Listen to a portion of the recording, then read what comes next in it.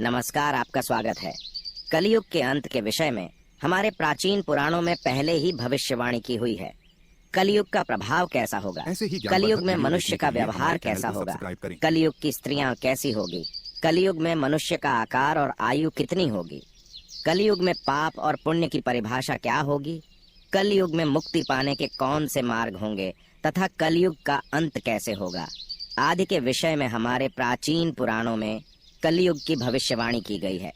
भगवान श्री कृष्ण ने कलयुग की भयावहता का वर्णन गरुड़ जी के सामने किया है, जिसके बारे में प्राचीन गरुड़ पुराण में बताया गया है। वीडियो देखने के लिए तो चलिए जान लेते हैं कलयुग के बारे में की गई प्राचीन भविष्यवाणियां। कलयुग का अंत धर्म की विफलता, अनुशासन की कमी, मनुष्यों में बढ़ती दुर्भावना, धन की लालसा, अत्यधिक काम का प्रभाव, भ्रष्टाचार से बढ़ता व्यापार, गुरुजनों तथा पूज्य लोगों की नींद, स्त्रियों में व्यभिचार और अनाचार आदि गुणों की वृद्धि, लोगों में आध्यात्मिकता की कमी आदि प्रकार के लक्षणों से कलयुग की पहचान होती है। भगवान श्री कृष्ण ने कहा था कि कलयुग में मनुष्य का मन अत्यधिक कठोर हो जाएगा। मनुष्य अशांत, चंचल, धर्म से विमुख होकर अधर्म के पथ पर चलने वाले होंगे। उन्हें शास्त्रों का ज्ञान नहीं होगा, जिसके मुख से जो भी निकलेगा उसे ही शास्त्र समझा जाएगा। कलयुग के अंत में अधर्म और आसुरी शक्तियों का विनाश होगा और पुनः नए युग का आरंभ होगा, अर्थात फिर से सत्य युग का आरंभ होगा और सृष्टि का यह चक्र चलता रहेगा। चारों युगों में कलयुग अंतिम युग होता है। सबसे पहले सत्ययुग, उसके बाद त्रेता युग, फिर द्वापर युग और अंत में कलयुग। महाभारत के युद्ध के पश्चात कलयुग का आगमन पृथ्वी पर हुआ था। यह युग धार्मिक और आध्यात्मिक स्थिति में सबसे कम प्रगति करने वाला माना जाता है। मान्यता के अनुसार आज से 3137 साल पहले महाभारत का युद्ध हुआ और कलयुग का आरंभ इस युद्ध के 35 वर्ष के पश्चात हुआ, अर्थात भगवान श्री कृष्ण के अपने धाम जाने के बाद हुआ।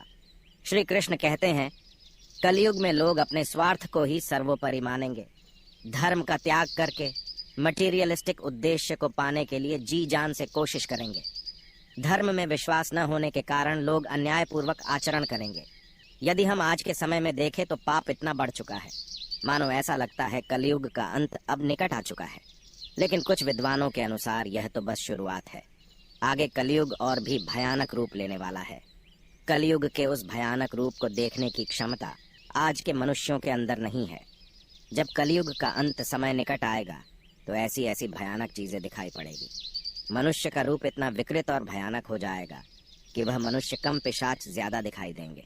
तो आइए जान लेते हैं गरुड़ पुराण में कलयुग के अंत के विषय में क्या कहा गया है। गरुड़ पुराण के अनुसार एक बार गरुड़ जी ने भगवान श्री कृष्ण से पूछा, हे प्रभु, चारों युगों में कलयुग को ही सबसे भयंकर और दुख कारक माना गया है। इस कलयुग का अंत कैसे होगा और कलयुग का अंत समय निकट आने पर कौन से संकेत दिखाई देंगे? तब भगवान श्री कृष्ण ने गरुड़ जी को कलयुग के अंत के समय मिलने वाले भयानक संकेतों के बारे में बताया है। जब पृथ्वी पर चारों तरफ ऐसे संकेत दिखाई दे तो मनुष्य को समझ जाना चाहिए कि कलयुग का अंत निकट आ चुका है और अब सृष्टि का अंत प्रलय से होगा। सबसे पहला संकेत, भगवान श्री कृष्ण के अनुसार कलयुग का अंत समय निकट आने पर मनुष्य की आयु घटकर केवल 20 वर्ष ही शेष रह जाएगी। 12 वर्ष की आयु में ही मनुष्य के बाल पक जाएंगे। उनका शरीर अत्यंत कमजोर और सफेद रंग का होगा। कलयुग में स्त्री 8 या 9 वर्ष की आयु में ही संतान को जन्म देगी। कलयुग की औरतें बहुत ही क्षीण और छोटे शरीर वाली लेकिन अधिक भोजन करने वाली मंद भाग्या होगी। कलयुगी स्त्री कम संतान को उत्पन्न करने वाली और अत्यंत क्रोधी स्वभाव की होगी। वह अपनी संतान को दूध भी नहीं पिलाएगी और ना ही उसका पालन पोषण करेगी। दूसरा संकेत, भगवान श्री कृष्ण कहते हैं, कलयुग का अंत समय निकट आने पर संसार में पतिव्रता स्त्रियां दिखाई नहीं पड़ेगी। एक ही स्त्री कई पुरुषों से विवाह करेगी। लोग पूजा पाठ, श्राद्ध, अंतिम संस्कार, मुंडन और विवाह आदि प्रकार के कार्य नहीं करेंगे। जल के अभाव के कारण लोग स्नान नहीं करेंगे और अशुद्ध ही रहेंगे। कलयुग के अंत में लोग केवल मांसाहार ही करेंगे और कोई भी सात्विक आहार नहीं करेगा। कलयुग में लोगों के वस्त्र तने हुए और चमकीले होंगे। तीसरी बात, श्री कृष्ण के अनुसार जब कलयुग का अंत समय निकट आएगा तो वृक्षों में फल आना बंद हो जाएंगे।